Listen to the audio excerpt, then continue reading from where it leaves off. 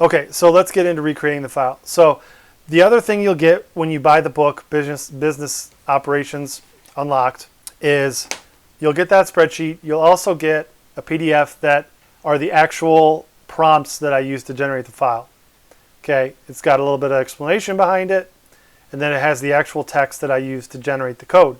Okay, so a couple of things I want to talk about here that I haven't really talked about anywhere else. There's a little bit of trial and error baked into these prompts, okay? Because what you see here is, this is essentially the first prompt I use to generate the code, okay?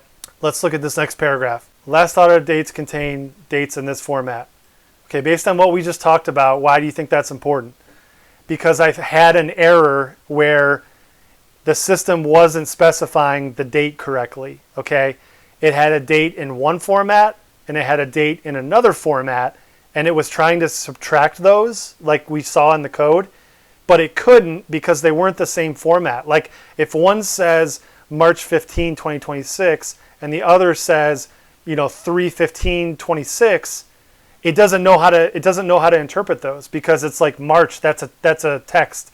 You can't subtract that. So that was the first problem I ran into. So I had to go back in and change my prompt to add this.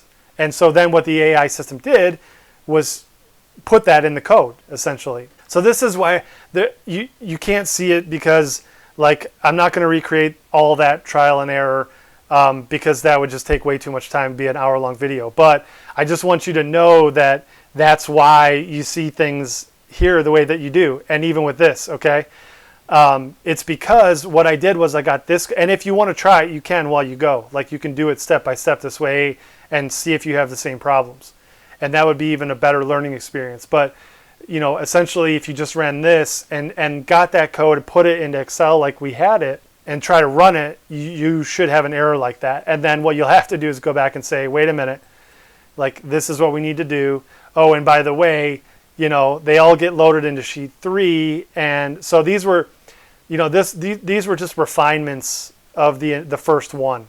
So again, like start simple, and then, you could even go more basic than this. But what I like to do is like start with the very first thing that you're trying to do.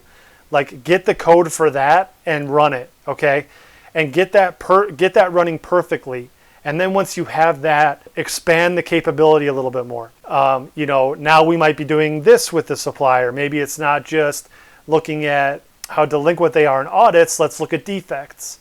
Okay, so do one thing first, get that working, and check other data sets like I mentioned earlier. Like make it bulletproof. Make sure it runs on this data set, other data sets that are similar. Get that working and then expand it. And then you can expand it, okay? And then before you know it, you've got a really robust program that can do quite a lot and is quite powerful. And by the way, this is exactly how those enterprise software systems work anyway. Like this is what they do essentially. They do this process, they troubleshoot it, they add, they expand the capabilities, okay? But the difference is that they're not your business, they're not you. So like they're trying to guess what's the most useful thing for people to use. You have the advantage because like you can custom tailor it to exactly what you need.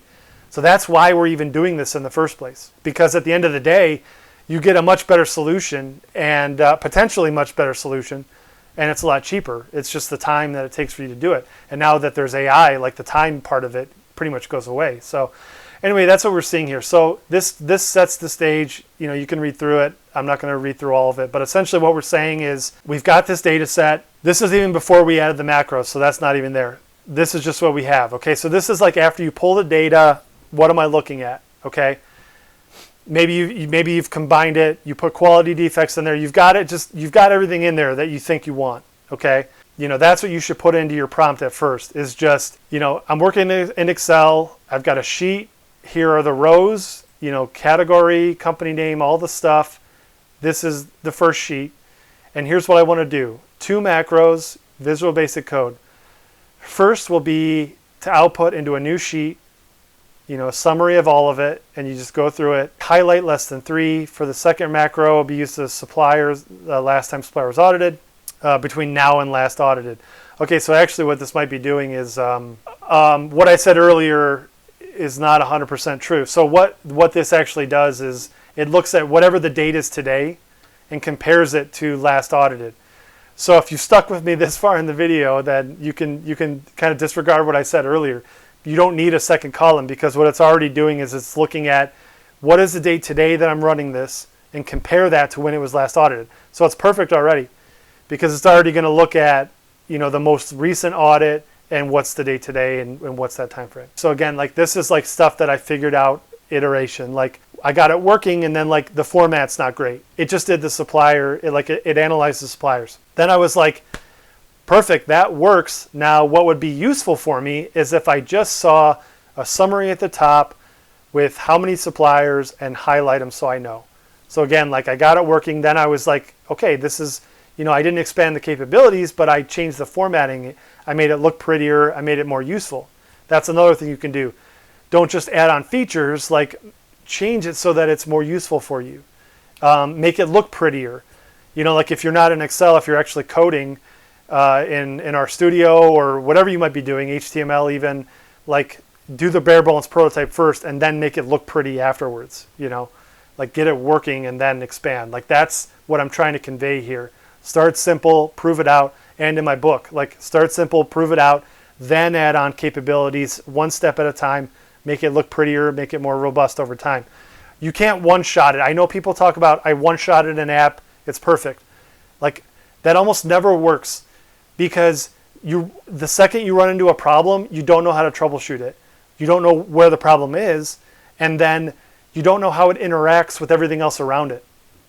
It's much faster in the long run to go step by step, prove out this chunk of code. Okay, that works. Now prove out the second set. Now if a problem comes up in the second set, I know it's in the second set. It has nothing to do with the first. I can totally disregard that.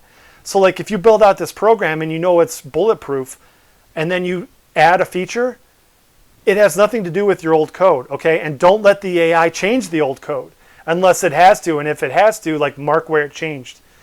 There are things like, they're called IDEs, Integrated Development Environments. I use like VS Code. There are a lot of other ones out there. They will track these things for you. But I don't let AI do my coding in those. I do it myself, or I copy paste it, and I track everything, because what I've noticed is that if you let AI take over, it will start changing everything in your code, even things that were proven to work in the past. Like it could be perfectly fine, but then be like, you know what, I don't like the way you you declared that variable. I'm going to change all that. Okay, and it was working fine, and now you have, a huge problem. Now your whole program doesn't work because of what it changed, because it shouldn't have done that. So anyway, I don't recommend doing that at this point.